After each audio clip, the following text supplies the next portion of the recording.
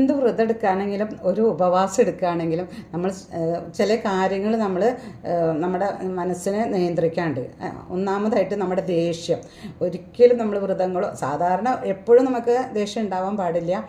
അങ്ങനെ ഈ വ്രതങ്ങളോ നോൽമ്പോ ഉപവാസമൊക്കെ എടുക്കുമ്പോൾ നമ്മൾ ഉപേക്ഷിക്കേണ്ട പ്രധാനപ്പെട്ട കാര്യമാണ് കേട്ടോ ദേഷ്യം. അതുമാതിരി തന്നെ രണ്ടാമത് ഉപേക്ഷിക്കേണ്ടത് അസൂയ. ഇനി ഒരാൾ ഇന്ന് അത് ചെയ്യണു ഇത് ചെയ്യണു എന്ന് പറഞ്ഞിട്ട് അസൂയപ്പെടാതിരിക്കുക.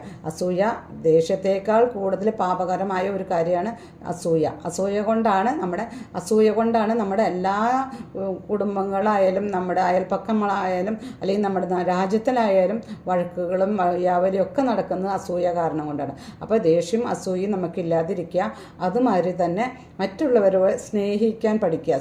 ഈ വ്രതമെല്ലാം എടുത്തു കഴിഞ്ഞാൽ സ്നേഹിക്കുന്നതോടുകൂടി അവർക്ക് ദാനധർമ്മങ്ങൾ ചെയ്യുക. ആർക്കെങ്കിലും ഈ വ്രതം അല്ലെങ്കിൽ ഉപവാസം എടുക്കുന്ന ദിവസം ശിവരാത്രി ദിവസം ഒരു ആഹാരത്തിനോ അല്ലെങ്കിൽ എന്തെങ്കിലും വസ്ത്രത്തിനോ നിങ്ങളാൽ കഴിയുന്ന ധർമ്മം ചെയ്യുക. ദാനധർമ്മങ്ങളാണ് ഏറ്റവും പ്രധാനപ്പെട്ടത് ഏതൊരു വ്രതത്തിനും, പ്രത്യേകിച്ച് ശിവരാത്രിക്ക്.